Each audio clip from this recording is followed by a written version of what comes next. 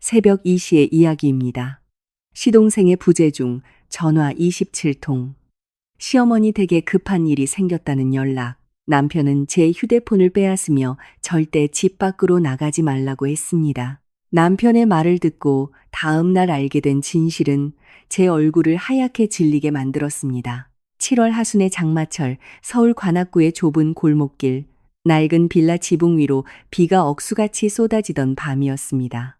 문틈으로 스며드는 춥고 습한 바람은 그저 이불을 푹 뒤집어 쓰고 긴 밤이 지나가기만을 바라게 만들었습니다. 제 이름은 김지원, 34세이며 고향은 충청도 부여입니다. 결혼한 지 4년. 저는 남편 최민준을 따라 서울로 올라와 시댁에서 차로 15분 정도 떨어진 작은 빌라에 살고 있었습니다.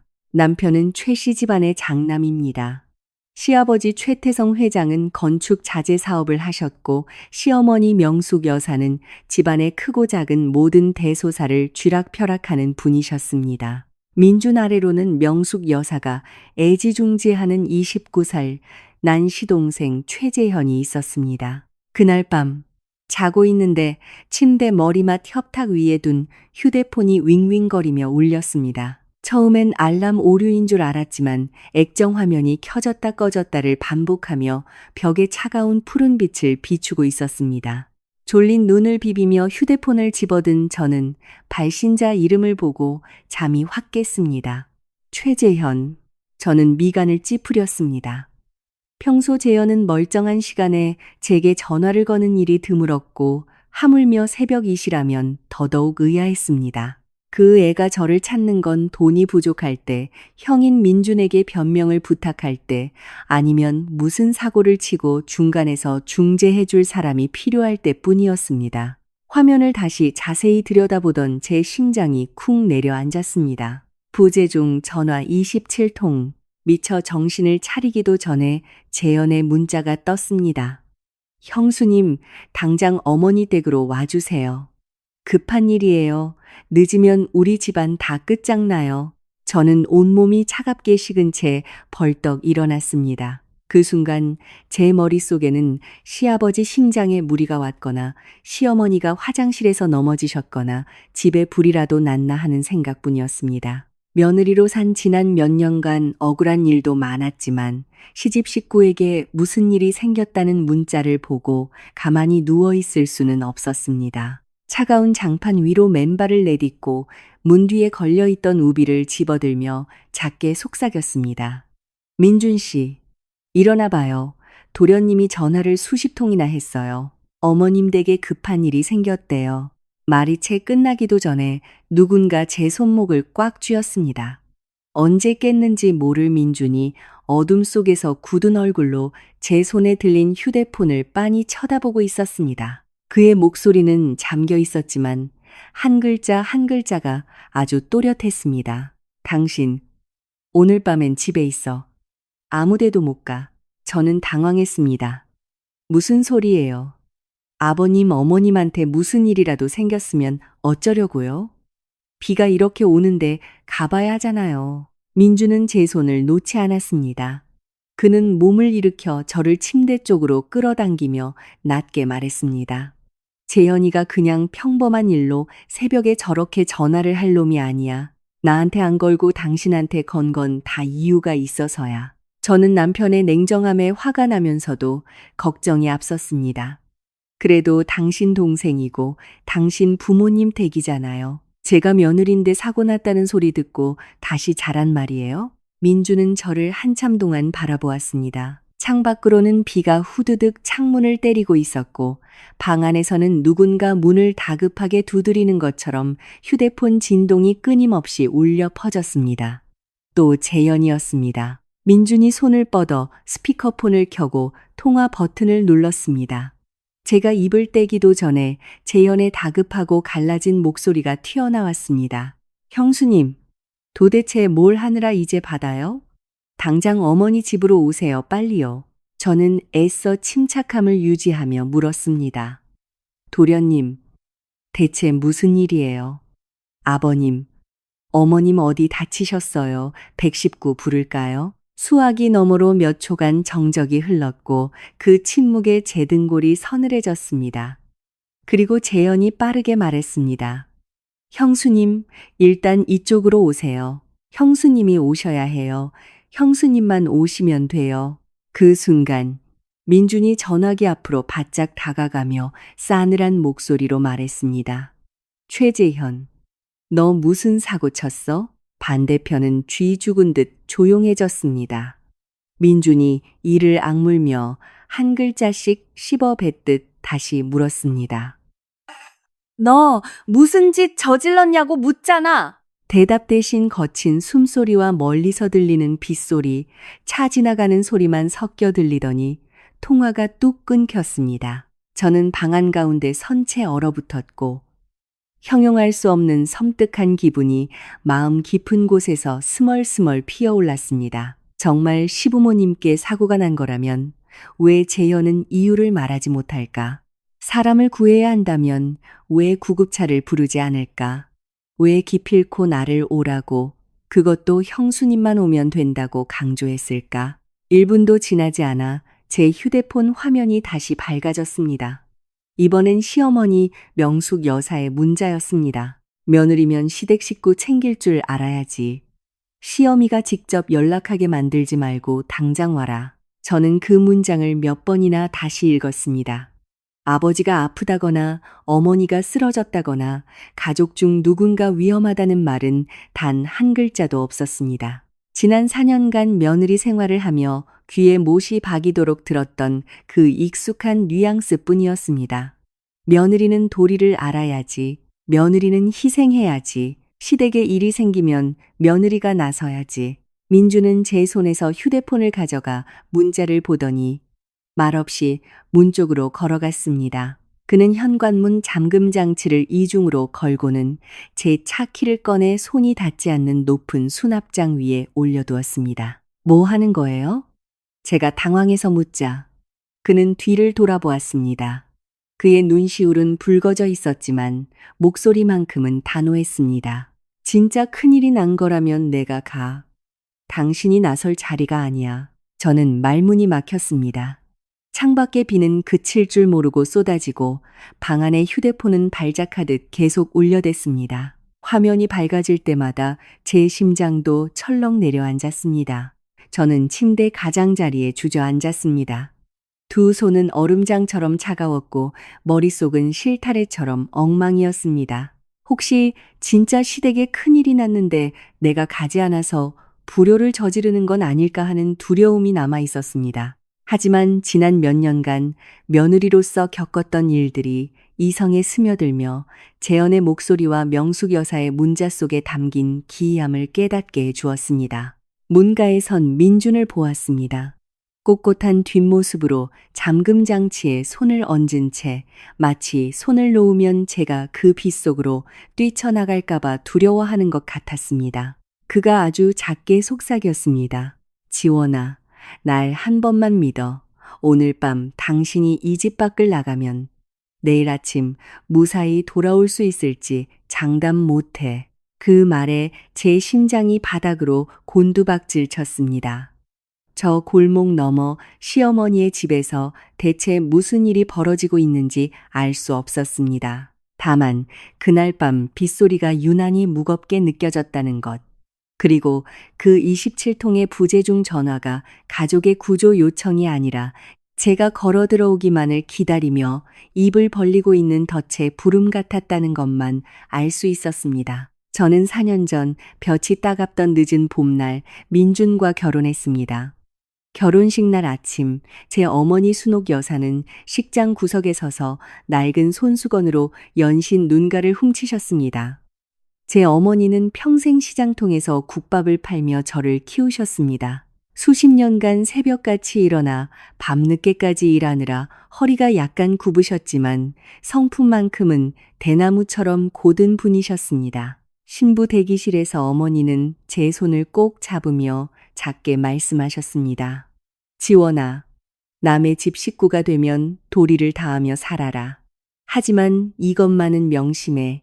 가난하다고 해서 남들에게 굽실거리며 싼 취급받지 마라. 그때 저는 웃으며 어머니를 안고 말했습니다. 엄마는 쓸데없는 걱정도 많아.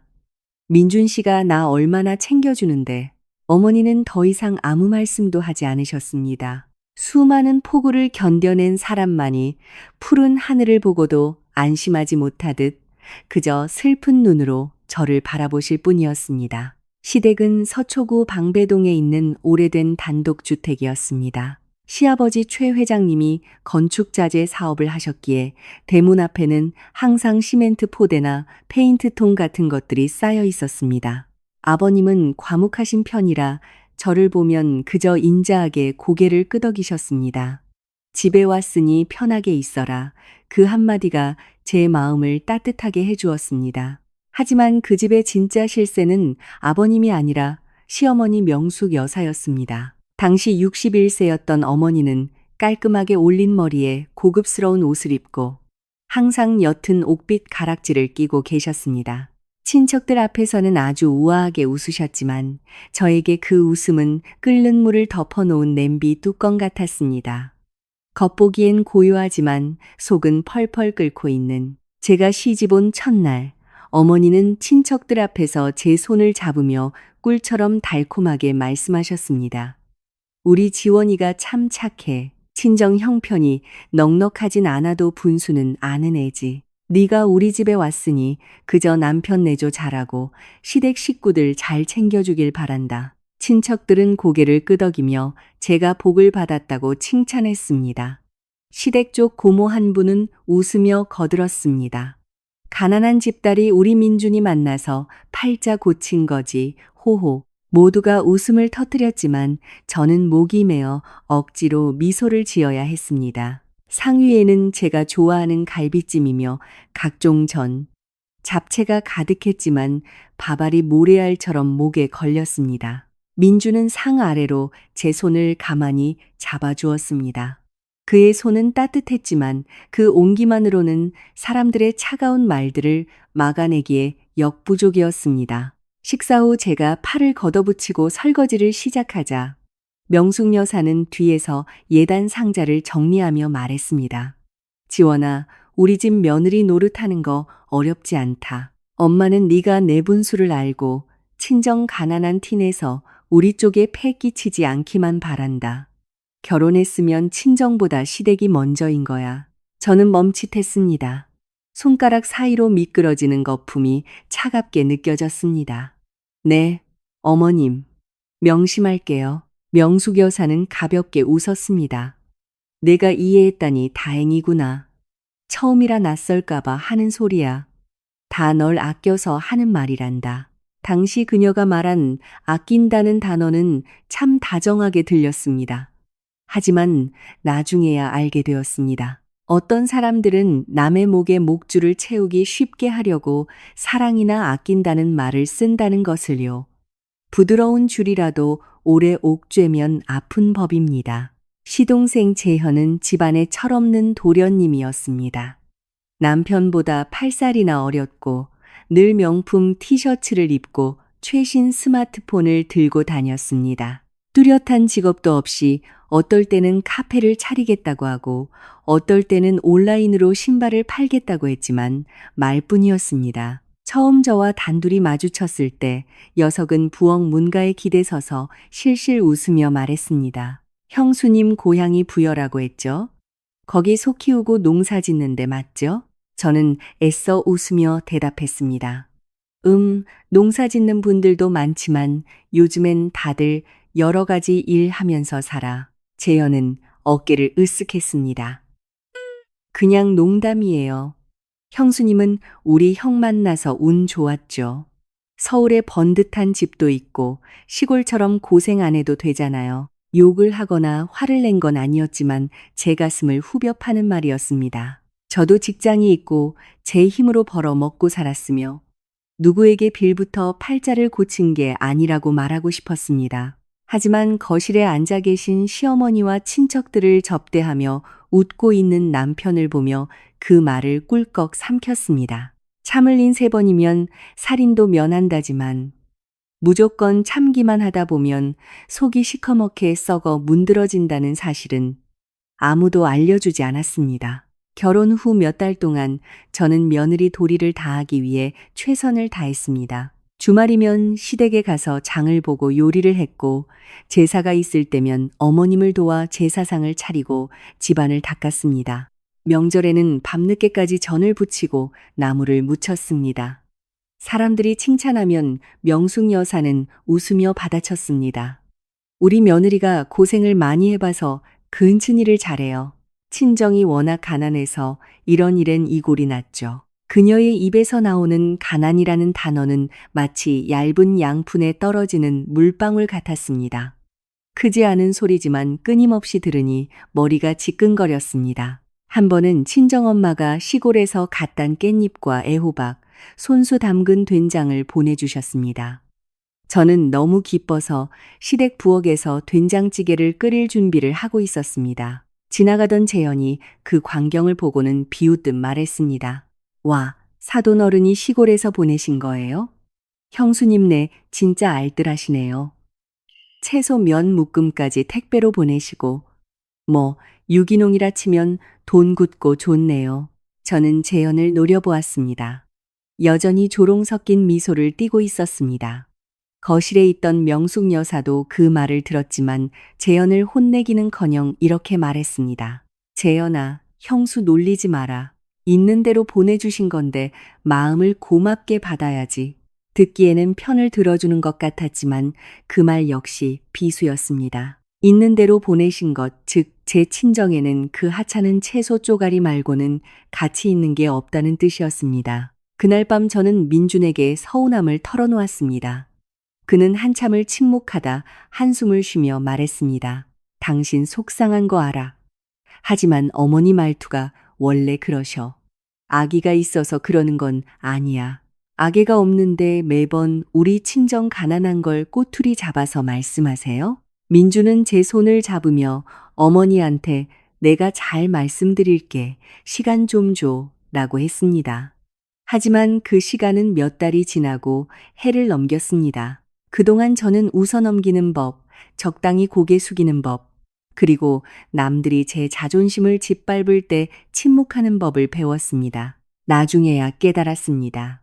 최 씨 집안에서 저는 단 한 번도 진정한 며느리 대접을 받은 적이 없다는 것을요. 일할 사람이 필요할 때는 며느리였고 애정을 나눌 때는 남이었으며 감사함을 강요받을 때는 가난한 집딸일 뿐이었습니다. 새벽 2시 재현의 27통의 부재중 전화를 보며 지난 4년의 세월이 주마등처럼 스쳐 지나갔습니다.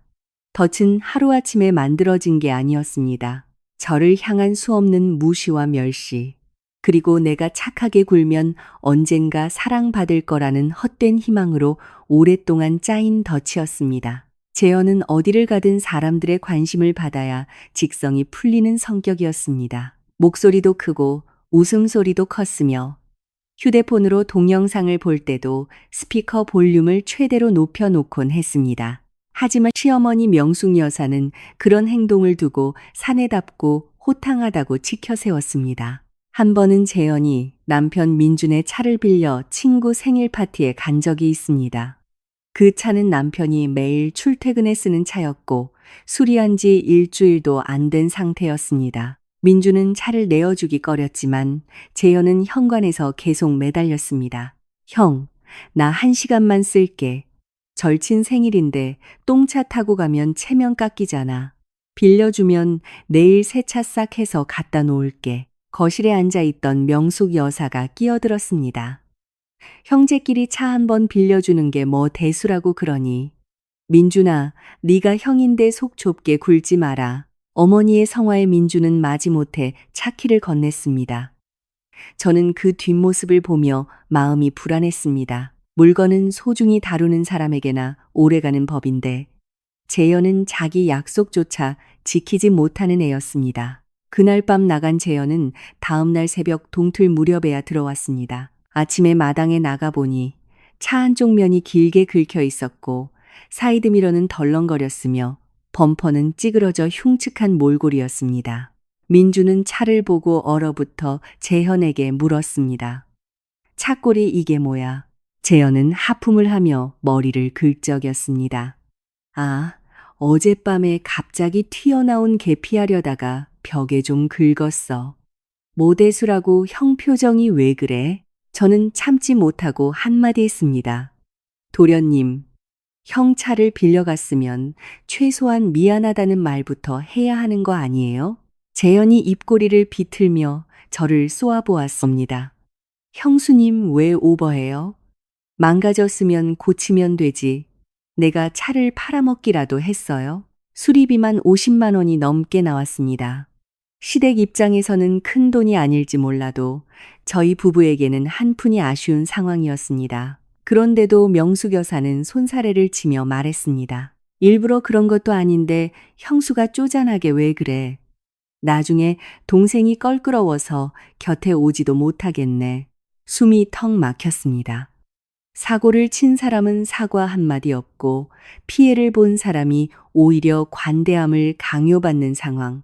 살다 보면 가장 무서운 건 누군가의 잘못이 아니라 그 잘못이 집안의 보물처럼 옹호받는 구조라는 걸 뼈저리게 느꼈습니다. 한 달도 채 지나지 않아 또 일이 터졌습니다. 친정엄마 약값과 시장 상인들에게 갚을 돈 100만 원을 거실 서랍장에 잠시 넣어두었는데 다음 날 보니 봉투가 감쪽같이 사라진 겁니다. 그날 집에 들른 사람은 재현뿐이었습니다. 저는 최대한 평정심을 유지하며 전화를 걸었습니다. 도련님, 혹시 거실 서랍장에 있던 돈 봉투 못 봤어요? 그는 뻔뻔하게 대답했습니다. 아, 그건 내가 며칠만 쓰려고 가져왔어요. 무슨 가족끼리 도둑 취급을 하고 그래요. 어이가 없었습니다. 가져갈 거면 미리 말을 했어야죠. 그거 우리 친정엄마한테 보낼 돈이에요. 재현이 콧방귀를 뀌었습니다. 장모님 시장에서 국밥 하시는데 뭐 당장 급한 돈이겠어요? 나중에 돈 생기면 갚을게요. 제 손이 부들부들 떨렸습니다. 언성을 높이거나 욕을 한 건 아니었지만 제 자존심을 무참히 짓밟는 말이었습니다. 제 어머니가 가난한 건 사실이지만 어머니의 약값이 남이 함부로 장난칠 하찮은 돈은 아니었습니다. 저는 시어머니에게 이 사실을 알리고 공정한 말씀을 기대했습니다. 하지만 명숙 여사는 한숨을 쉬며 말했습니다. 겨우 100만 원 가지고 집안을 시끄럽게 만드니? 동생이 급해서 좀 썼다는데 남편 돈은 내 돈 아니니? 그런 식으로 계산적으로 굴면 이 집안에서 버티기 힘들어. 저는 시어머니를 멍하니 바라보았습니다. 제 한 달치 추가 근무수당이 겨우 100만 원으로 치부되고 재현은 여전히 보호받아야 할 불쌍한 막내 아들이었습니다. 절정은 어느 제삿날이었습니다. 저는 오후부터 전을 부치고 찜을 하며 제사상 차릴 준비를 하고 있었습니다. 그런데 밤늦게 재현이 친구 3명을 데리고 술에 취해 들어온 것입니다. 온 집안에 시끄러운 웃음소리와 술 냄새, 담배 냄새가 진동했습니다. 저는 조심스럽게 재현에게 말했습니다. 도련님, 오늘 제사니까 친구분들이랑 조용히 좀 해주세요. 그는 손을 휘저으며 말했습니다. 형수님은 꼭 할머니 같다니까. 요즘 세상에 누가 그런 걸 그렇게 따져요? 그때 술에 취한 재현의 친구 하나가 비틀거리다 제사상 위에 과일상을 엎어버렸습니다. 사과가 바닥으로 굴러떨어지고 술잔이 엎어지며 향재가 사방에 흩날렸습니다. 저는 그 광경을 보고 피가 거꾸로 솟는 것 같았습니다. 조상을 모시는 제사상이 장난인가요? 다음 날 명숙 여사가 재현을 크게 꾸짖을 줄 알았지만 어머니는 저보고 치우라고 눈짓을 한 뒤 민준에게 말했습니다. 젊은 애들이 술 좀 먹다 보면 실수할 수도 있지. 좋은 날 분위기 망치지 말고 조용히 넘어가자. 더 이상 참지 못한 민준이 폭발했습니다. 어머니, 계속 이런 식으로 감싸고 도시면 제 나중에 진짜 큰 사고 쳐요. 그때는 누가 책임질 겁니까? 명숙 여사의 눈이 즉각 붉게 물들었습니다. 이제 너 장가 갔다고 동생을 남 취급하는 거냐? 내가 널 어떻게 키웠는데 마누라 치맛바람에 휘둘려서 어미를 원망해. 그 한마디에 민주는 입을 다물었고 저는 시댁에서 완전히 눈엣가시가 되었습니다. 그 후로 친척들 사이에서는 제가 까탈스럽고 집안의 화목을 깨는 며느리라는 소문이 돌기 시작했습니다. 재현은 갈수록 도를 넘었습니다. 불량한 친구들과 어울리며 밤마다 오토바이를 몰고 다녔습니다. 아침 해가 뜰 때쯤 들어와 술 냄새를 풍기며 옷에 진흙을 묻히고 나타나기 일쑤였습니다. 친구들 앞에서는 대놓고 자랑까지 했습니다. 내가 무슨 사고를 치든 우리 엄마가 다 해결해줘. 쫄거 없어. 그 말을 들었을 때 제 등골이 오싹해졌습니다. 30이 다 되어가는 성인 남자가 자신의 잘못을 두려워하지 않고 자신을 덮어줄 뒷배경만 믿고 날뛰는 것. 그것만큼 무서운 일은 없었습니다. 그 무렵부터 민주는 저에게 신신당부하기 시작했습니다. 지원아, 재현이가 무슨 부탁을 하든 무조건 나한테 먼저 말해. 그 자식이 혼자 어딜 가자고 해도 절대 따라 나서지 말고 무슨 서류를 들이밀어도 절대 서명하면 안 돼. 처음엔 남편이 자기 친동생을 너무 나쁘게 본다고 생각했습니다.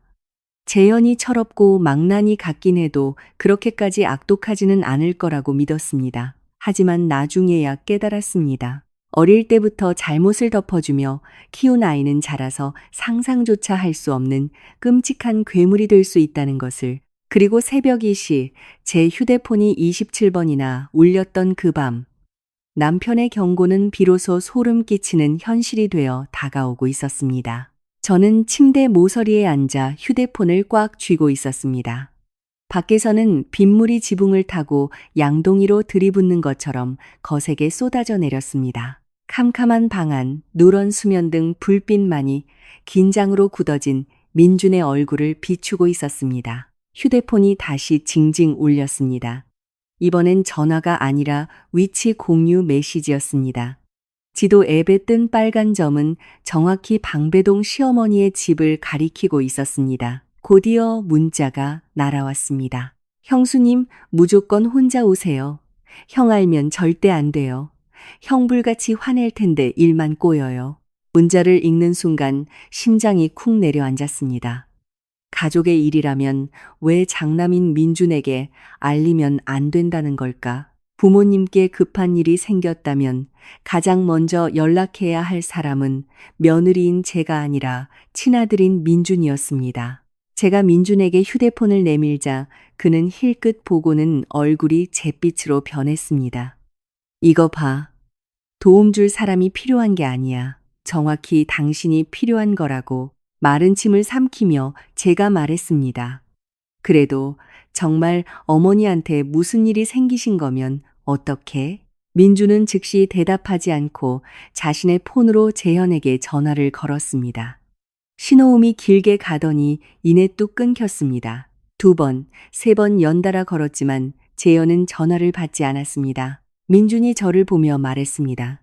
당신이 스피커폰으로 걸어봐. 제가 통화 버튼을 누르고 신호음이 한 번 울리기가 무섭게 상대방이 전화를 받았습니다. 형수님, 출발했어요? 빨리 와요. 내 말 진짜야. 늦으면 안 돼. 재현의 목소리는 미친 듯이 떨리고 있었지만 부모님을 걱정하는 아들의 떨림이 아니었습니다. 벼랑 끝에 몰린 짐승이 지푸라기라도 잡으려고 발악하는 소리에 가까웠습니다. 저는 최대한 차분하게 물었습니다. 도련님, 마지막으로 물을게. 아버님, 어머님 2분 다 괜찮으신 거야? 누가 다치거나 쓰러졌어? 119 부를 테니까 말해. 재현은 잠시 숨을 고르더니 신경질적으로 소리쳤습니다. 아, 묻지 말고 일단 오라니까요. 엄마가 형수님 기다리고 있다고요. 민준이 제 곁에서 입술에 손가락을 대며 더 이상 말하지 말라고 신호를 보냈습니다. 하지만 제 마음은 복잡했습니다. 4년간 며느리로 살면서 아무리 핍박받고 서러웠어도 시댁을 저버리고 싶지는 않았습니다. 도련님, 사실대로 말 안 하면 나 안 가. 비 오는데 무작정 갔다가 나한테 무슨 일이라도 생기면 어쩌려고. 재현이 깊은 숨을 내쉬었습니다. 제발 사람 미치게 하지 말고 오세요. 형수님이 오기만 하면 된다고요. 와서 입만 맞춰주면 돼요. 온몸에 솜털이 곤두서는 것 같았습니다. 또 그 소리. 형수님만 오면 된다. 바로 그때 제 휴대폰 화면의 통화 중 대기 알림이 떴습니다. 명숙 여사였습니다. 민준과 눈이 마주쳤고 그가 고개를 끄덕이자 저는 전화를 넘겨받아 스피커폰을 유지했습니다. 연결되자마자 시어머니의 날카로운 목소리가 고막을 찔렀습니다. 지원아, 너 며느리 노릇 그따위로 할래? 시댁에 난리가 났는데 집구석에 처박혀서 잠이 와? 재현이가 전화를 수십 통이나 했는데 아직도 안 기어오고 뭐 하는 거야? 저는 억울함에 목이 메었지만 꾹 참고 예의를 갖춰 말했습니다. 어머니, 대체 무슨 일인지 말씀을 해주셔야죠. 아버님이나 어머님 다치신 데 없으세요? 119 부를까요? 명숙 여사의 목소리가 아주 짧게 멈칫했습니다. 진짜 다친 사람이 있다면 당장 상태를 말했을 텐데 그녀는 말을 돌렸습니다. 119는 무슨 얼어 죽을 119야. 일단 네가 와야 할 거 아니냐. 집안일은 식구들끼리 조용히 처리해야지 동네방네 소문낼 일 있어? 그때 민준이 제 손에서 휴대폰을 낚아채며 서늘한 목소리로 말했습니다. 어머니, 똑바로 말씀하세요. 다친 사람 있으면 당장 구급차 부르고 경찰에 신고할 겁니다. 전화기 너머로 정적이 흐르더니 명숙 여사의 비수 같은 목소리가 날아왔습니다. 네가 경찰 부르면 네 동생 죽이는 꼴이다. 민준아. 방 안의 공기가 얼어붙었습니다. 민준의 얼굴은 하얗게 질렸지만 그의 두 눈은 무섭도록 이성적이었습니다. 그는 통화를 끊고 저를 방 안쪽으로 끌어당긴 뒤 문을 닫았습니다. 빗소리마저 차단하려는 듯이요. 지금부터 재현이나 어머니한테 오는 전화는 무조건 녹음 켜. 따지지도 울지도 묻지도 말고 그냥 저쪽에서 말하게 둬. 제 목소리가 파르르 떨렸습니다. 민준 씨, 도련님 대체 무슨 짓을 저지른 거예요? 그는 굳게 닫힌 입술을 떼기까지 한참이 걸렸습니다. 확실하진 않지만 절대 가벼운 일은 아니야. 저는 휴대폰의 녹음 기능을 켰고 1분도 채 안 되어 재현에게서 다시 전화가 왔습니다. 화면을 보는 제 손은 차갑게 식어 있었습니다. 민주는 제 어깨에 손을 올리며 자신도 치밀어 오르는 화를 억누르는 듯 했습니다. 통화 버튼을 눌렀습니다. 형수님, 내 말 잘 들어요. 여기 와서 딱 한마디만 해주면 돼요. 형수님이 그 차 운전했다고만 해줘요. 변호사 비용, 합의금 싹 다 우리 엄마가 알아서 해줄 거니까. 제 귀를 의심했습니다. 전신이 마비되는 것 같았습니다. 창밖엔 여전히 비가 내리고 있었지만 더 이상 빗소리가 들리지 않았습니다. 머릿속에는 오직 형수님이 운전했다고 해라는 말만 메아리 쳤습니다. 저는 휴대폰을 꽉 쥐고 덜덜 떨리는 목소리를 간신히 억누르며 물었습니다. 도련님, 무슨 말인지 하나도 모르겠어. 무슨 차? 내가 뭘 덮었어? 네가 사람이라도 쳤어? 재현은 이성을 잃고 악을 썼습니다. 형수님 모르는 척 좀 하지 마요. 형수님이 여자니까 경찰도 좋게 넘어갈 거고 형수님 친정 잃을 것도 없는 흙수저잖아요. 그냥 가서 돈 물어주고 미안하다고 하면 끝난다고요. 내가 경찰서 가면 내 인생은 끝장이에요. 저는 입술을 꽉 깨물었습니다. 피가 날 정도로 아팠습니다. 형수님, 친정 잃을 것도 없잖아요.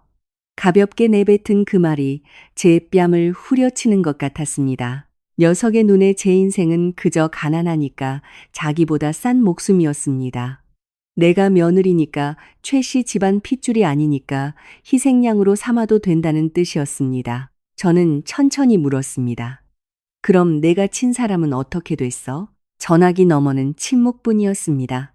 그 침묵이 모든 것을 말해주고 있었습니다.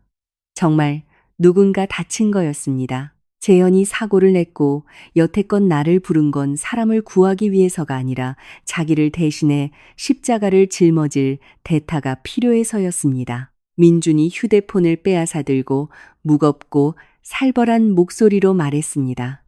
최재현, 똑똑히 들어. 앞으로 내 아내한테 전화하지 마. 네가 사고 냈으면 내 발로 가서 자수해. 만약 너나 어머니가 지원이한테 죄를 뒤집어 씌우려고 수작 부리면 내가 제일 먼저 이 녹음 파일 들고 경찰서로 갈 거다. 재현의 당황한 목소리가 들려왔습니다. 형 진짜 1억이야. 내가 친동생인데. 민주는 눈을 질끈 감으며 갈라진 목소리로 대답했습니다. 친동생이니까 마지막으로 경고하는 거야. 돌아올 수 없는 강 건너지 마라. 통화가 끊겼습니다. 저는 다리에 힘이 풀려 침대에 주저앉았습니다. 목이 꽉 막혀 눈물조차 나오지 않았습니다. 극도의 공포에 질리면 울음도 나오지 않고 뼛속까지 시려온다는 걸 처음 알았습니다. 민주는 제 앞에 서서 어깨를 미세하게 떨고 있었습니다. 전화기 너머의 목소리가 하나뿐인 친동생이고 친어머니였으니 그가 얼마나 고통스러울지 짐작이 갔습니다. 남을 미워하는 건 쉽지만 혈육을 도려내는 건 자신의 뼈를 깎는 고통과 같을 테니까요. 하지만 그 밤 자기 핏줄과 아내의 목숨 사이에서 그는 저를 지켜주었습니다. 저는 며느리로 산 4년 만에 비로소 한 가지를 뼈저리게 깨달았습니다. 그 사람들은 저를 남 취급하는 걸 넘어 언제든 죄를 뒤집어 씌울 수 있는 방패막이쯤으로 생각하고 있었다는 것을요. 그날 밤 저희 부부는 한숨도 자지 못했습니다. 둘 다 거실에 나와 앉아 노란 불빛이 비추는 테이블 한가운데에 휴대폰을 마치 범죄 증거물처럼 올려두었습니다.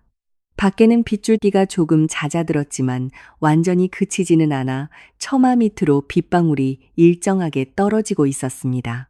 저는 소파에 무릎을 세우고 앉아 다 식어버린 물컵을 두 손으로 감싸 쥐고 있었습니다.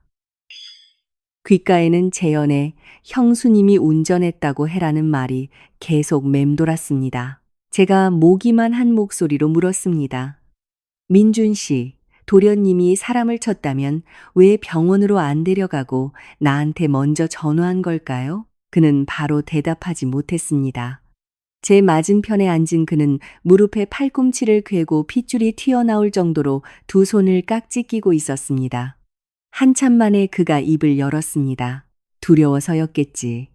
그리고 어릴 때부터 자기가 무슨 사고를 치든 어머니가 다 덮어주셨으니까. 이번에도 그럴 거라 믿었을 거야. 그의 무덤덤한 말투 속에 찢어지는 고통이 배어 있었습니다. 새벽 5시가 다 되어 창밖이 희뿌옇게 밝아올 무렵 민준의 휴대폰이 울렸습니다. 두 사람 다 화들짝 놀랐습니다. 발신자 이름을 확인한 민준이 서둘러 전화를 받았습니다. 황 선배. 무슨 일이야? 수화기 너머로 자동차 달리는 소리와 섞인 남자의 다급한 목소리가 들려왔습니다.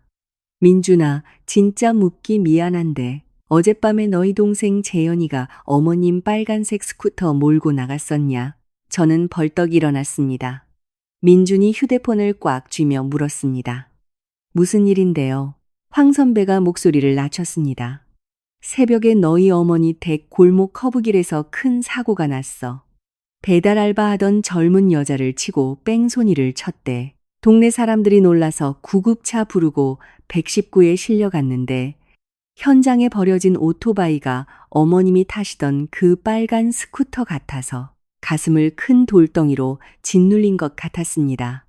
그 빨간 스쿠터 명숙 여사가 장보러 다닐 때 쓴다며 샀지만 최근 몇 달간은 거의 재현이 몰고 다녔습니다. 녀석은 우리 엄마 스쿠터 튜닝에서 겁나 잘 나가. 밤에 당기면 끝내줘라며 떠벌리고 다니기도 했습니다.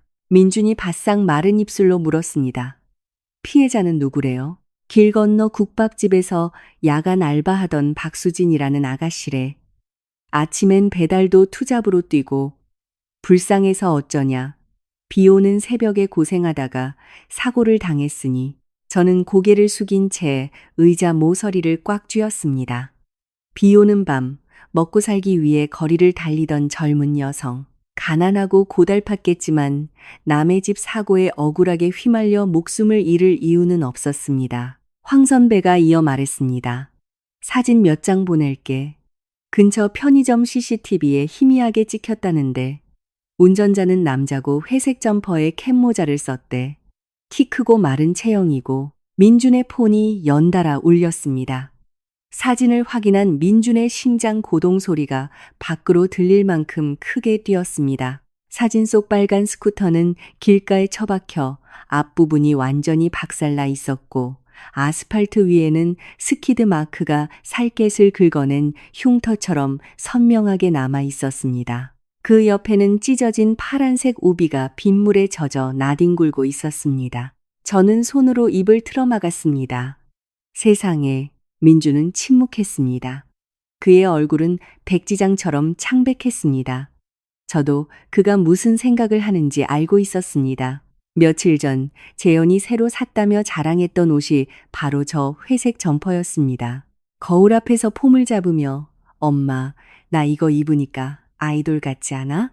라고 묻자 명숙 여사가 흐뭇하게 웃으며 우리 아들은 뭘 입어도 멋있지라고 했던 장면이 떠올랐습니다.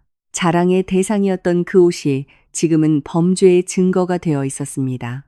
황 선배가 음성 메시지를 하나 더 보냈습니다. 민준이 스피커를 켜자 조심스러운 목소리가 흘러나왔습니다. 그리고 이건 확실치 않은데. 사고 직후에 어떤 중년 여자가 뛰어왔대.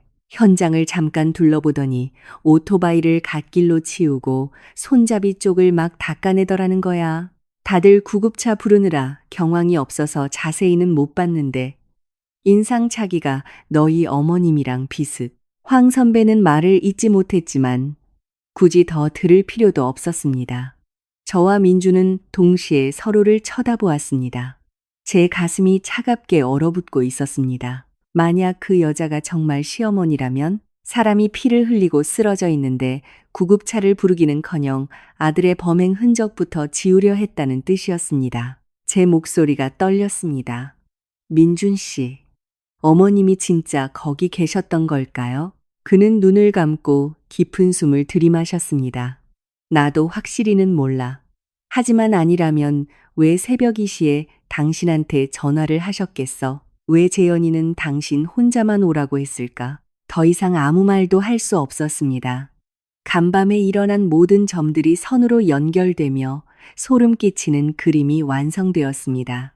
재현의 뺑소니, 명숙 여사의 현장 조작, 그리고 경찰에 신고하는 대신 저를 부른 이유. 그들은 사건을 조작하고 책임을 뒤집었을 만만한 희생양이 필요했던 것입니다. 제가 어젯밤 남편의 만류를 뿌리치고 우비를 입은 채 그 집으로 갔다면 재현은 제 손을 강제로 스쿠터 핸들에 문지르게 했을지도 모릅니다. 밤비 내리는 골목, 혼란스러운 현장에서 그들의 거짓말은 완벽한 진실로 둔갑했을 것입니다. 생각만 해도 헛구역질이 났습니다. 민준이 폰을 탁자 위에 내려놓으며 갈라진 목소리로 말했습니다. 지원아, 내가 왜 어제 널 못 나가게 막았는지 이제 알겠지. 그의 눈에는 고통과 분노, 그리고 지금까지 보지 못했던 지독한 두려움이 서려 있었습니다. 저는 동생의 악행을 미리 말해주지 않은 남편을 원망하고 싶었지만 목이 메어 말이 나오지 않았습니다. 지금 이 순간에도 박수진이라는 그 가여운 아가씨는 생사를 오가고 있을 텐데 시댁 사람들은 오직 재현이 감옥에 가지 않을 방법만 궁리하고 있었을 테니까요.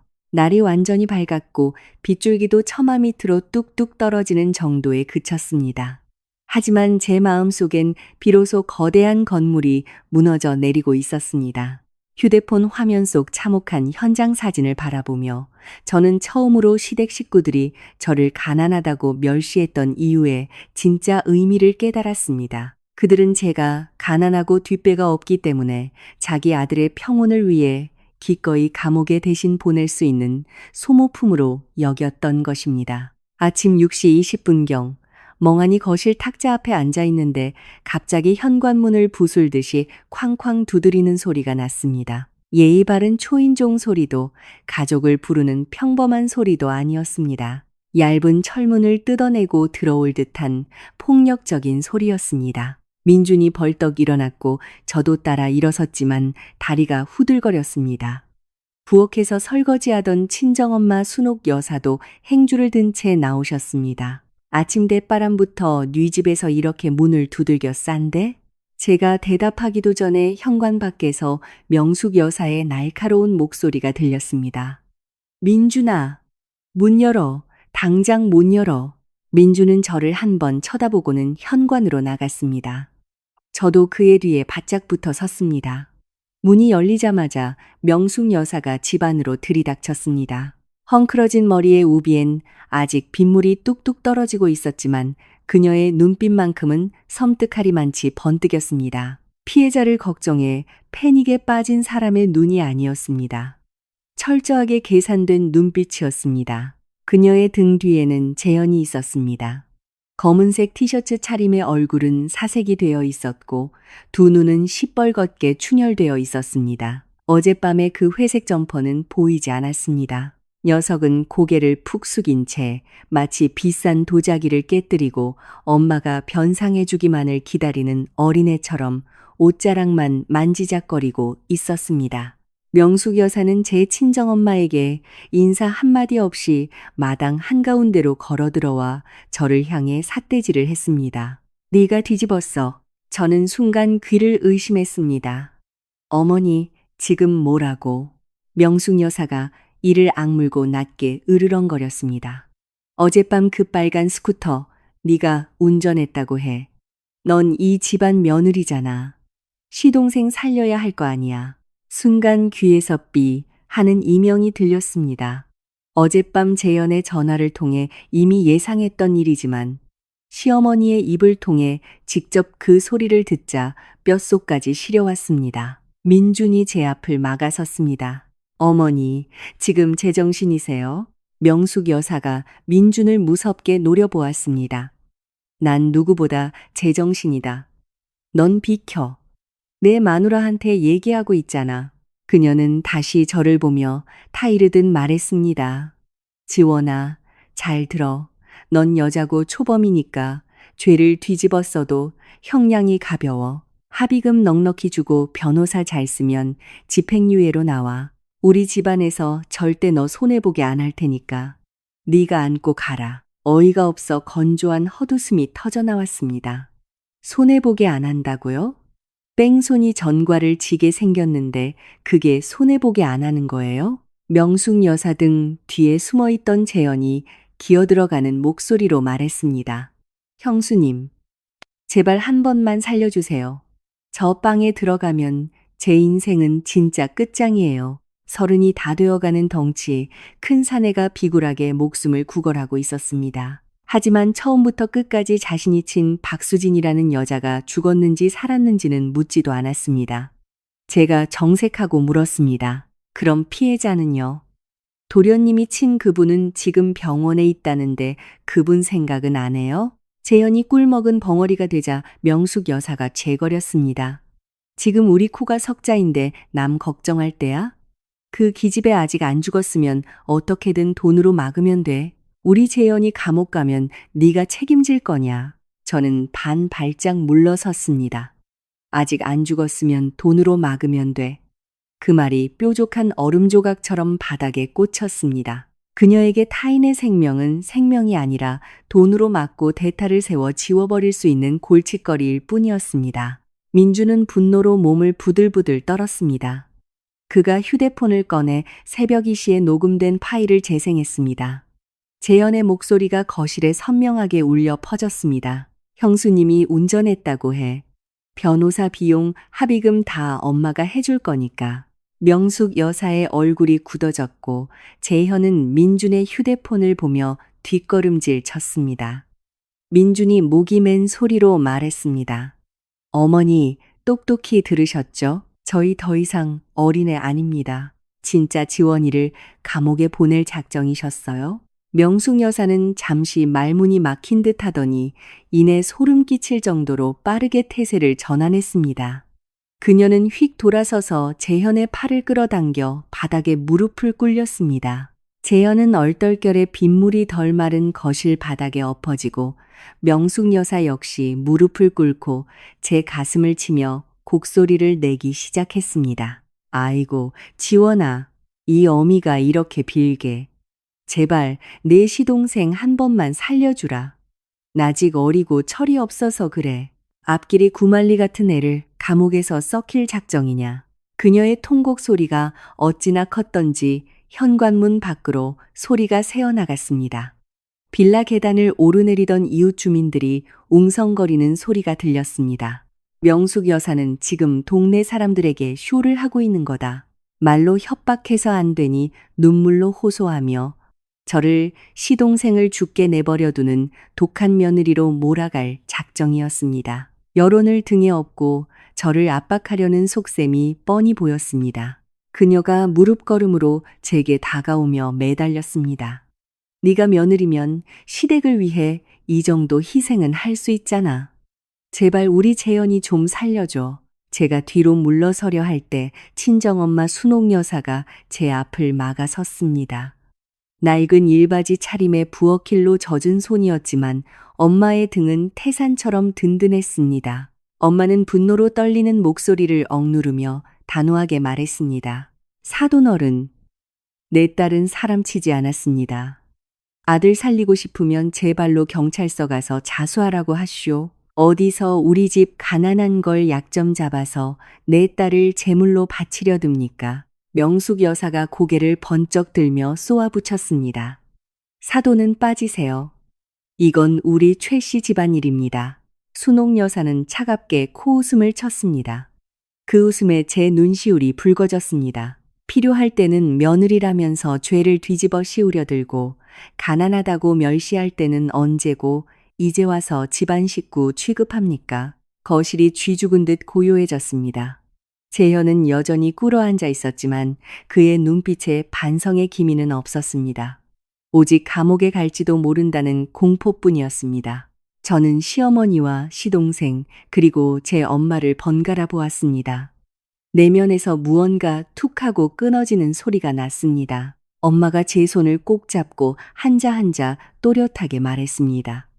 내 딸은 사돈댁이 비올 때 쓰다 버리는 싸구려 우비가 아닙니다. 명숙 여사와 재현이 쫓겨나듯 돌아간 후 현관 앞은 어수선한 흙발자국으로 엉망이 되었습니다. 마르지 않은 빗물과 진흙 자국이 마치 끝내지 못한 전쟁의 흔적 같았습니다. 저는 문을 닫았지만 손끝은 여전히 떨리고 있었습니다. 골목길 빌라촌 이웃들은 아직도 흩어지지 않고 모여 수군대고 있었습니다. 방금 그 집 시어머니 무릎 꿇고 비는 거 봤어? 무슨 큰일 났나 본데 며느리가 엄청 독한가 봐. 말이라는 건 본래 남의 입을 타면 진실은 사라지고 자극적인 소문만 남는 법입니다. 조만간 제가 시어머니를 무릎 꿇린 천하의 몹쓸 며느리가 되어 동네방네 소문이 날 게 뻔했습니다. 순옥 여사가 저를 주방으로 이끌고 따뜻한 물 한 잔을 따라주셨습니다. 마셔라. 독한 인간들 상대하려면 네가 정신 똑바로 차려야 해. 네가 벌벌 떨면 그 사람들 뜻대로 되는 거야. 저는 컵을 쥐었지만 목이 메어 물을 넘길 수 없었습니다. 현관 앞에 선 민주는 창백한 얼굴로 바닥에 흙자국만 응시하고 있었습니다. 잠시 후 그가 갑자기 거실 소파로 가더니 스마트폰으로 집 앞 개인 CCTV를 연결했습니다. 무슨 일이에요? 제가 묻자 그는 짧게 대답했습니다. 어젯밤 영상을 좀 확인해 봐야겠어. 화면에는 새벽 1시 20분경에 빌라 골목이 찍혀 있었습니다. 노란 가로등 불빛 아래 빗방울이 어지럽게 흩날리고 있었습니다. 한동안 텅 빈 화면에 누군가 불쑥 나타났습니다. 캡모자를 푹 눌러쓰고 마스크로 얼굴을 가린 짙은 색 점퍼 차림의 남자. 주변을 두리번거리며 도둑고양이처럼 살금살금 다가오는 폼이 심상치 않았습니다. 그가 저희 빌라 현관문 앞을 서성이다 우편함 쪽으로 손을 뻗었습니다. 민준이 화면을 정지시키고 확대했습니다. 얼굴은 가려졌지만 녀석의 발에 신긴 하얀 밑창에 명품 운동화. 재현이 며칠 전 이거 40만 원짜리 리미티드 에디션이야. 아무나 못 신어. 라며 자랑하던 바로 그 신발이었습니다. 재현은 문손잡이를 이리저리 만지작거렸습니다. 예전에 제가 장을 보러 갈 때 가끔 열쇠를 깜빡할까봐 화분 밑에 여분의 열쇠를 둔 적이 있었는데 아마 그걸 찾는 모양이었습니다. 다행히 민준이 한 달 전 번호키를 새 것으로 교체하며 열쇠를 다 치워버렸기에 문을 열지 못했습니다. 그러자 재현은 제가 출퇴근용으로 타던 스쿠터 쪽으로 다가갔습니다. 스쿠터 트렁크를 강제로 열려고 덜컥거리며 힘을 주었습니다. 저는 제 스쿠터를 멍하니 바라보았습니다. 트렁크 안에는 비 오는 날 제가 목에 두르고 다니던 짙은 갈색 스카프가 들어 있었습니다. 등골에 식은땀이 쫙 흘렀습니다. 민준 씨, 도련님, 내 스카프 훔치려고 온 거예요? 그는 대답 없이 영상을 몇 초 더 감았습니다. 트렁크가 열리지 않자 짜증이 난 재현이 스쿠터를 발로 한 번 차고는 황급히 어둠 속으로 사라졌습니다. 민준이 화면을 껐고 거실에는 정막이 흘렀습니다. 민준이 낮게 내뱉었습니다. 만약 놈이 그 스카프를 가져가서 사고 난 빨간 스쿠터 옆에 버려뒀다면 당신은 빼도 박도 못하게 범인으로 몰렸을 거야. 숨이 턱 막혔습니다. 고작 스카프 한 장. 평소엔 신경 쓰지도 않던 그 얇은 천조가리가 저를 지옥으로 끌고 들어갈 동아줄이 될 뻔했습니다. 시어머니와 시동생은 충동적으로 저를 부른 게 아니었습니다. 재현은 미리 저희 집에 와서 증거를 조작할 궁리까지 했던 악마였습니다. 엄마가 다리에 힘이 풀려 주저앉으며 말했습니다. 아이고 맙소사, 겁먹어서 헛소리한 게 아니라 아주 치밀하게 계획을 짠 거였네. 민주는 두 손으로 얼굴을 감싸 쥐었습니다. 재현이 빚이 많아 사설 도박이랑 불법 대출로 거의 8억만 원이나 된다고 하더라. 한 달 전에 알았는데 당신 걱정할까봐 말 안 했어. 분노가 치밀어 올랐습니다. 재현이나 명숙 여사를 향한 분노와는 또 다른 제 눈앞에 있는 남편을 향한 배신감이었습니다. 8억만 원 빚진 도박꾼 놈을 나한테 숨기고 여태 그 집안에 제사상 차려주러 가게 만들었어요? 민주는 눈이 벌게져서 고개를 숙였습니다. 내가 알아서 해결하려고 했어. 정말 미안해. 해결이요? 날 속여서 가정 평화를 지키려고 했어요. 아니면 자기 집안 치부를 가리려고 했어요? 그 말을 뱉으면서도 제 가슴이 아팠습니다. 하지만 언제나 문제는 쉬쉬하며 덮어주려는 그 안일함에서 터지는 법입니다. 남편의 침묵이 결국 저를 이 지옥 한가운데로 밀어넣은 셈이었습니다. 그때 민준의 폰으로 모르는 번호의 문자가 한 통 날아왔습니다. 수진이는 단순 사고로 치인 게 아니에요. 최재현이 쫓아가서 고의로 친 거예요. 문자를 읽는 순간 심장이 있는 것 같았습니다.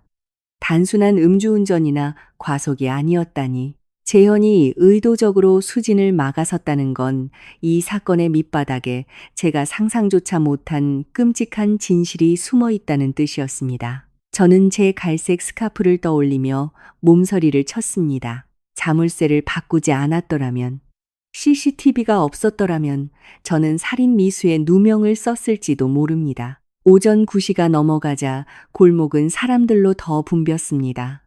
저는 이 사태가 진정되길 바랐지만 창밖으로 또다시 택시 2대가 서는 소리가 들렸습니다. 택시에서 내린 건 명숙 여사뿐만이 아니었습니다.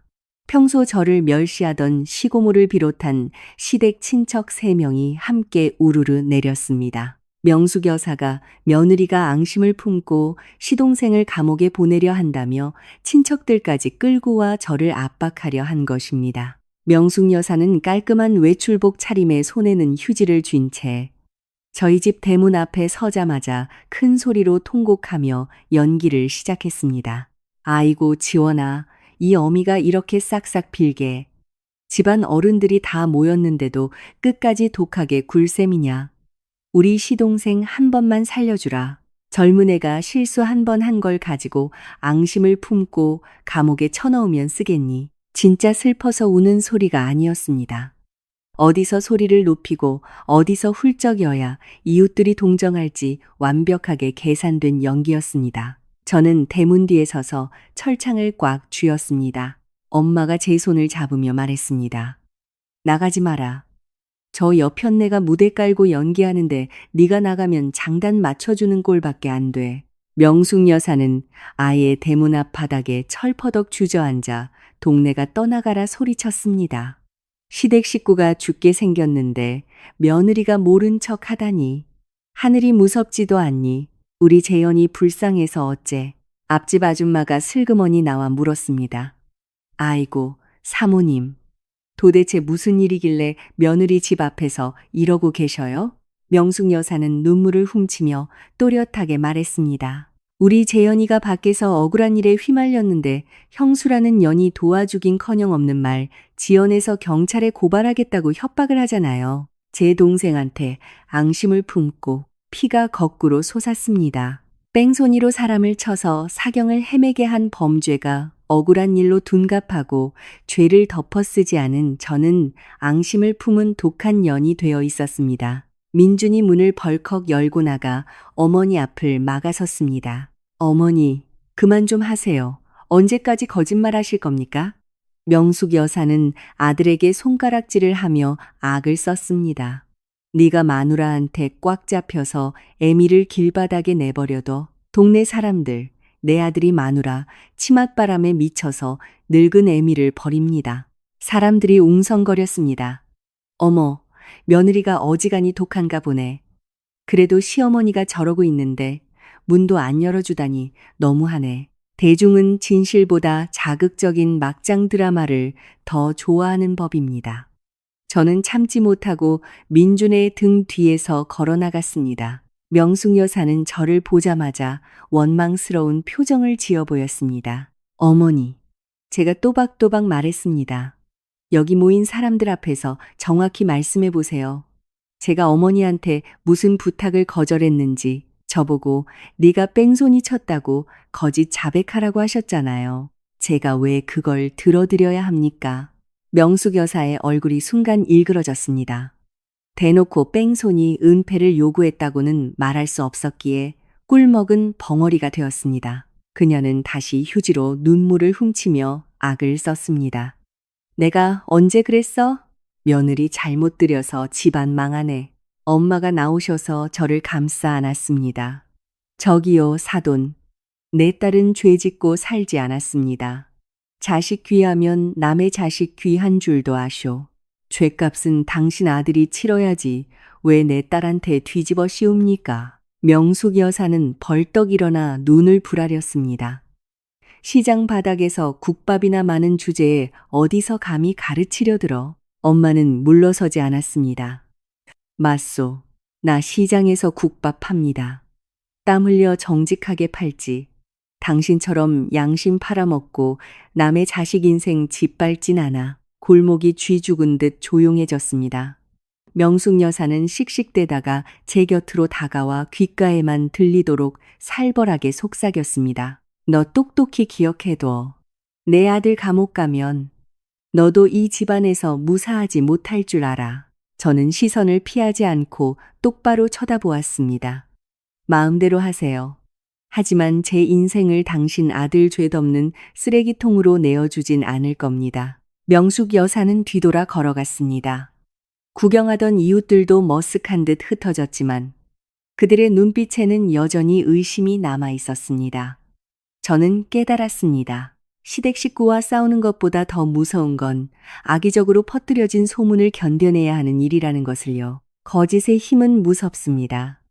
오전 9시가 조금 넘은 시각, 아직 숨 돌릴 틈도 없이 초인종이 조심스럽게 울렸습니다. 분노에 찬 시어머니의 노크와는 다른 아주 조심스럽고 망설이는 듯한 소리였습니다. 민준이 인터폰을 확인하고 문을 열자 그곳엔 물에 빠진 생쥐처럼 비에 젖은 젊은 아가씨가 서 있었습니다. 두 눈은 퉁퉁 부어 있었고 가슴팍에는 에코백 하나를 생명줄처럼 꽉 끌어안고 있었습니다. 저 혹시 김지원 씨 댁 맞나요? 제가 나갔습니다. 제가 지원인데요.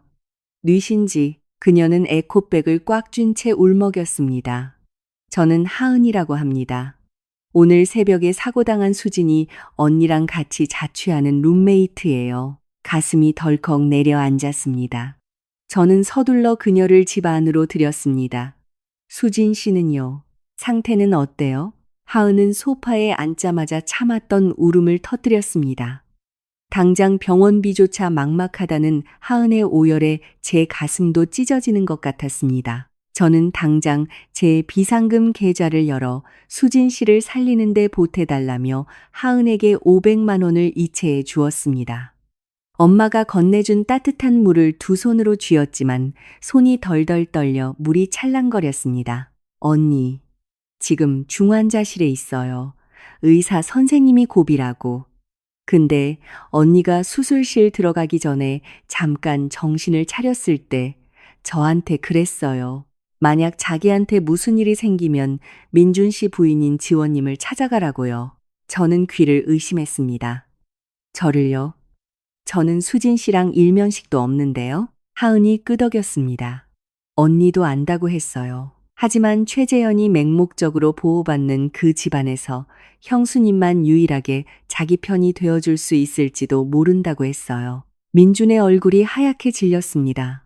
자기 동생이 얼마나 쓰레기 같은 짓을 하고 다녔으면 전혀 모르는 피해자가 시댁의 유일한 양심으로 저를 꼽았을까. 하은이 에코백에서 구형 스마트폰과 작은 파란색 USB를 꺼내 테이블에 올려놓았습니다. 수진 언니는 관악구 쪽 국밥집에서 야간 서빙을 했어요. 낮에는 배달 알바 뛰고 진짜 고생만 하던 언니예요. 하은이 눈물을 훔치며 휴대폰 화면을 열었습니다. 한 달 전쯤 재현 오빠 일행이 언니네 국밥집 룸에서 술을 마시다가 딴 손님들이랑 시비가 붙어서 폭행 사건이 났어요. 언니가 놀라서 증거로 쓰려고 폰으로 몰래 영상을 찍었거든요. 화면에는 재현이 보낸 소름 끼치는 협박 문자들이 고스란히 남아 있었습니다. 수진아, 그 영상 지워주면 1령만 원 줄게. 고맙다고 밥도 사주고 우리 엄마 순금 목걸이까지 줄 테니까 제발 넘어가자. 경찰 들어가면 나 진짜 죽어. 처음엔 회유하던 문자가 점차 협박으로 바뀌어 있었습니다. 야, 식당 알바 주제에 사람 우스워? 너 자취방 어딘지 다 아니까 오늘 밤 각오해. 확 담가버릴 테니까. 저는 폰을 쥐고 벌벌 떨었습니다. 시어머니의 과잉보호 아래 자란 재현은 단순한 불량배가 아니었습니다. 약자를 짓밟고 돈으로 매수하다 안 되면 생명까지 위협하는 악질 범죄자였습니다. 민준이 떨리는 목소리로 물었습니다. 왜 경찰에 바로 신고 안 했겠어요? 하은이 원망 섞인 눈으로 그를 쳐다보았습니다. 그 오빠는 돈도 많고 엄마 백도 든든하잖아요. 우리 같은 흙수저 알바생이 깡패 같은 놈들 상대로 어떻게 이겨요? 언니가 신고했다가 해코지당 할까봐 얼마나 무서워했는데요. 숨막히는 정적이 흘렀습니다. 하은이 파란색 USB를 가리켰습니다. 이게 그 원본 영상이랑 녹음 파일이에요. 오늘 아침에 언니가 이걸 아는 법무사분한테 넘기러 가던 길이었어요. 근데 재현 오빠가 그걸 눈치채고 쫓아와서 오토바이로 밀어버린 거예요. 살인미수. 사고가 아니라 고의적인 살인미수였습니다. 하은은 수진이 평소에 재현에게서 제 이야기를 들었다고 했습니다. 우리 형수는 집이 가난해서 엄마가 쥐잡듯이 잡아도 아무 말 못해. 만만해라는 말을 들었던 수진은 역설적이게도 저라면 이 억울함을 외면하지 않을 거라 믿었던 것입니다. 그 사실이 제 가슴을 1000갈래만 갈래로 찢어 놓았습니다. 그때 하은의 폰이 울렸습니다. 전화를 받은 하은의 얼굴이 새하얗게 질리더니 눈물이 비 오듯 쏟아졌습니다. 병원이에요. 언니 상태가 안 좋아져서 마음의 준비를 하래요. 저는 파란색 USB를 꽉 쥐었습니다. 민준을 노려보며 소리쳤습니다. 경찰서 김진아 경위님한테 당장 전화해요. 1초도 더 지체할 수 없어요. 사건의 진실을 담은 USB를 들고 막 집을 나서려던 찰나 제 폰이 미친 듯이 울렸습니다. 발신자는 시댁 쪽 시고 모였습니다. 전화를 받자마자 다짜고짜 욕설이 쏟아졌습니다. 야, 이 독한 년아. 집안이 이 난리인데 시동생 도와주지는 못할 망정 뒤에서 호박 실을까? 넌 남편 놔두고 외간 남자랑 딴 살림 차렸냐? 저는 얼어붙었습니다. 고모님, 대체 무슨 말씀이세요? 다 아니까 시치미 떼지 마. 친척 단톡방에 네가 모르는 놈 차에 타 있는 사진 다 돌았어. 네 불륜 덮으려고 우리 재현이한테 죄 뒤집어 씌우고 집안 풍비박산 내는 거지? 민준이 제 폰을 빼앗아 스피커를 켜고 단톡방을 확인했습니다. 그의 눈이 커졌습니다. 단톡방에 올라온 사진 속에는 제가 검은색 세단 조수석에 앉아 있고 운전석의 남자가 제게 무언가를 건네주는 듯한 모습이 찍혀 있었습니다. 그리고 그 밑에는 명숙 여사가 쓴 듯한 악의적인 캡션이 달려 있었습니다. 우리 며느리가 겉으론 착한 척 하더니 뒤에서 남자 만나고 다님. 지 치부 들킬까봐 우리 아들 뺑소니범으로 몰아서 복수하려는 독사 같은 년임. 순간 머리를 한 대 맞은 것 같았습니다. 평소 제 꼬투리를 잡으려 혈안이 되어 있던 시어머니가 동네 사람을 시켜 몰래 찍어두었던 사진을 이런 식으로 써먹을 줄은 상상도 못했습니다. 그 남자는 제 전 직장 상사였던 이 본부장님이었습니다. 반년 전 비가 억수같이 오던 날, 제 차가 고장나서 길가에서 덜덜 떨고 있을 때 지나가던 본부장님이 견인차 올 때까지 비라도 피하라며 차에 태워주시고 휴지를 건네주던 장면이었습니다. 그 사진을 누군가 교묘하게 잘라내 불륜 현장처럼 조작한 것입니다. 설상가상으로 사진 한 장이 더 올라왔습니다. 제가 아까 수진의 병원비에 보태라며 하은에게 보낸 이체 확인증 화면이었습니다. 결혼할 때 시어머니가 제 명의로 만들어주셨던 주거래 계좌라 이체 내역 알림이 시어머니의 휴대폰으로도 실시간 전송된다는 사실을 미처 생각지 못했던 것입니다. 뺑소니랑 관계없다면서 생판 남한테 500만 원은 왜 보냄? 합의금 주고 입마금 하려는 거 아님? 순옥 여사는 사진을 보더니 분통을 터뜨렸습니다. 이런 짐승만도 못한 인간들. 사람 살리려고 보낸 돈을 입마금 돈으로 둔갑시켜? 명숙 여사는 제가 USB를 경찰에 넘기기 전에 제 도덕성을 짓밟아 제 증언의 신빙성을 무너뜨리려는 치밀한 수작을 부리고 있었습니다. 민주는 즉시 이 본부장님께 전화를 걸어 자초지종을 설명하고 원본 사진을 부탁했습니다. 본부장님은 불쾌해하면서도 흔쾌히 원본 사진과 당시 주고받았던 카톡 내역을 보내주셨습니다. 원본 사진에는 견인차를 기다리며 비를 맞는 제 스쿠터와 정비소 간판이 명확히 찍혀 있었습니다. 명숙 여사님, 정말 끝장을 보시려나 보네. 저는 눈물을 닦고 폰의 모든 증거를 저장했습니다. 진실은 눈물로 증명되는 게 아니었습니다. 증거만이 나를 지킬 수 있었습니다. 점심 무렵 우리 일행은 눅눅한 냄새가 밴 대학병원 중환자실 앞에 도착했습니다. 수지는 생사를 오가며 유리창 너머에서 각종 생명유지 장치에 의존해 숨을 헐떡이고 있었습니다. 하은은 병실 밖에서 주저앉아 오열했고 저와 민준, 엄마도 착잡한 심정으로 서 있었습니다. 담당 형사인 김진아 경위가 찾아왔습니다. 침착하고 예리한 눈빛의 형사였습니다. 김지원 씨, 제공해 주신 USB 자료는 확인했습니다. 피해자가 의식을 찾으면 즉시 증언을 확보할 예정입니다. 그때 복도 끝에서 구두굽 소리가 요란하게 울렸습니다. 명숙 여사가 시댁 식구 2명을 대동하고 손수건으로 눈물을 찍으며 다가왔습니다. 아이고, 우리 불쌍한 아들. 무서워서 도망친 걸 가지고 살인범으로 몰다니 어이가 없었습니다. 생사를 오가는 피해자 앞에서 끝까지 가해자인 아들을 피해자로 둔갑시키는 그 뻔뻔함. 명숙 여사는 저를 쏘아보며 윽박질렀습니다. 지원아, 네가 찔리는 게 있으니까 그 거금 500만 원을 덥석 보낸 거 아니야. 그 순간 의사가 급히 중환자실에서 나왔습니다. 환자분 의식이 돌아왔습니다. 아주 짧게라도 말할 수 있는 상태입니다. 김진아 경위와 하은이 방호복을 입고 안으로 들어갔습니다. 명숙 여사는 안절부절 못하며 밖에서 까치발을 들고 안을 훔쳐보았습니다. 몇 분 후 김경희와 하은이 밖으로 나왔습니다. 하은은 죄죄대며 눈물을 흘리고 있었습니다. 수진 씨가 뭐라던가요? 민준이 묻자 하은이 대답했습니다. 저를 보더니 언니가 딱 3단어를 말했어요. 재현, USB, 경찰, 복도에 정적이 내려앉았습니다. 명숙 여사가 새파랗게 질린 얼굴로 소리쳤습니다.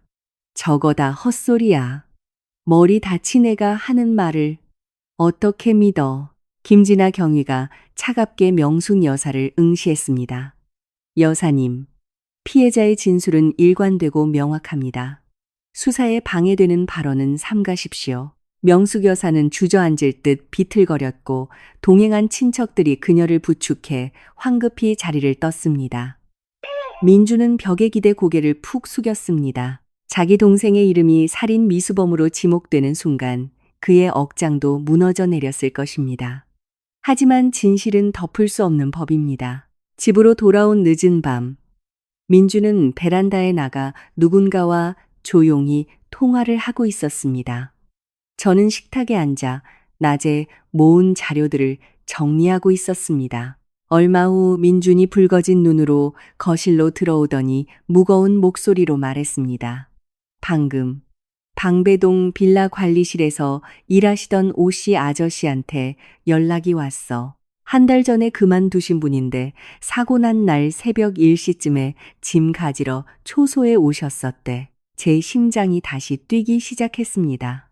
민주는 스피커폰으로 오씨 아저씨와 통화한 녹음 파일을 재생했습니다. 지지직거리는 잡음 사이로 명숙 여사와 재현의 목소리가 똑똑히 들려왔습니다. 재현, 엄마, 내가 쳤어. 그 기집애 아직 숨이 붙어 있어. 어떡해. 명숙, 이 등신아, 내가 엮이지 말랬지. 일단 도망쳐. 정 안 되면 네 형수 지원이 그년 끌어들여. 걔 친정도 가난하고 쥐뿔도 없어서 내가 협박하면 지가 운전했다고 뒤집었을 거야. 내 아들 방에 가는 꼴 절대 못 본다. 피가 차갑게 식었습니다.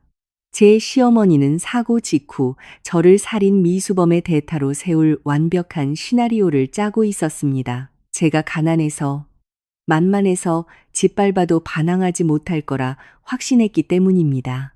오씨 아저씨의 떨리는 목소리가 이어졌습니다. 내 딸 같은 아가씨가 누명 쓰는 꼴을 도저히 볼 수가 없어서 증거로 씁쇼.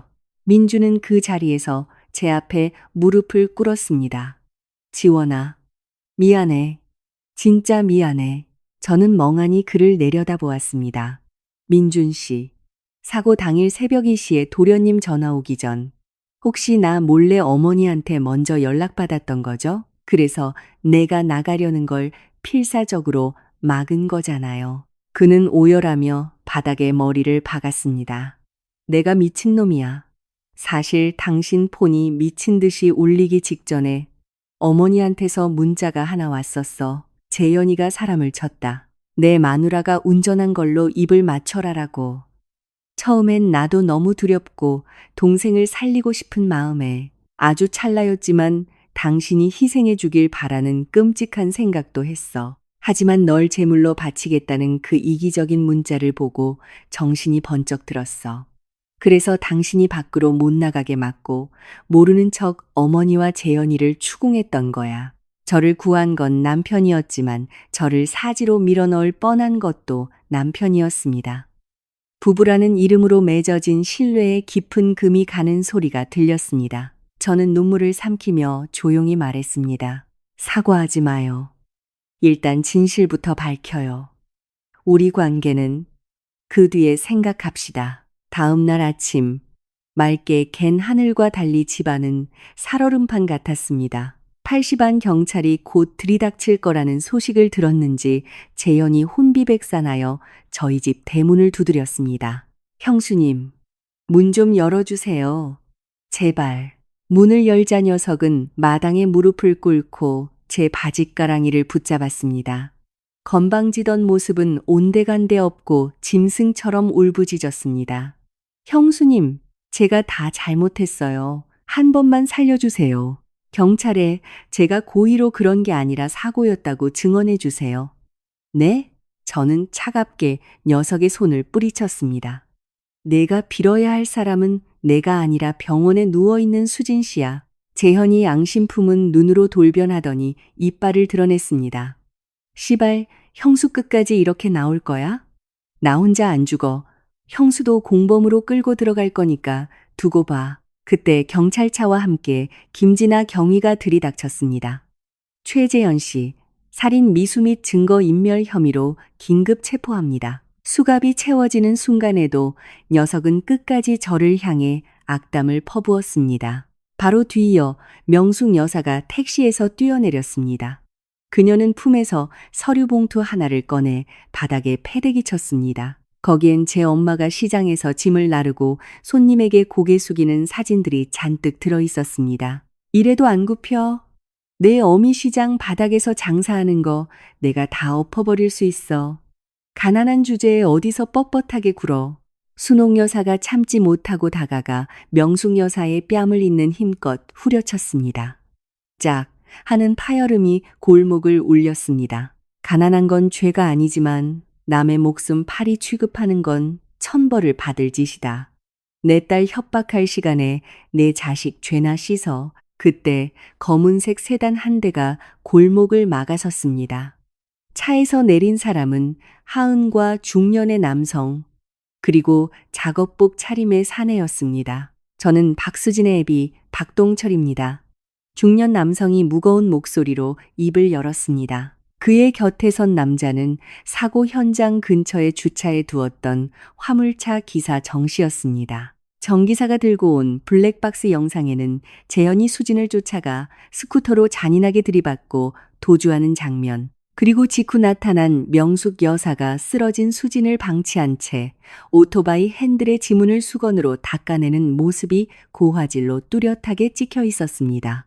완벽한 증거 앞에 명숙 여사는 그 자리에 실신하듯 주저앉았습니다. 모든 변명과 거짓말이 산산조각 나는 순간이었습니다. 마지막으로 나타난 사람은 며칠간 보이지 않던 시아버지 최태성 회장이었습니다. 그는 몰라보게 수척해진 얼굴로 재현의 800만 원 불법 도박빚 장부와 명숙 여사가 돈을 빼돌린 내역서를 경찰에게 넘겼습니다. 내 평생 저 여자의 폐악질을 묵인한 죄가 큽니다. 내 자식이지만 죄값을 톡톡히 치르게 해주십시오.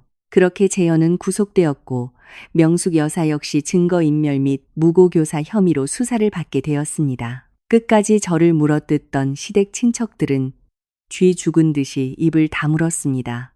사건이 일단락된 후 저는 친정엄마를 모시고 고향 부여로 내려왔습니다. 민준이 울면서 매달렸지만 저는 시간이 필요하다고 말했습니다. 벼랑 끝에서 날 밀어버릴 뻔했던 남편과 당장 아무 일 없다는 듯 살 수는 없었습니다. 병원에 누워있던 수진 씨는 다행히 고비를 넘기고 일반 병실로 옮겨졌습니다. 가난하다는 이유로 희생양을 삼으려던 시어머니의 덫은 결국 가난하지만 양심을 팔지 않은 사람들의 연대 앞에서 무너졌습니다. 구독자 여러분, 이 이야기가 여러분께 어떤 의미로 다가갔을지 모르겠습니다. 권력과 돈 앞에 굴복하지 않고 스스로를 지키기 위해 일어섰던 한 여자의 긴 밤이었습니다. 공감하셨다면 좋아요를 눌러주시고 댓글로 여러분의 생각을 남겨주세요. 다음에도 더 깊이 있는 이야기로 찾아오겠습니다. 편안한 밤 보내십시오.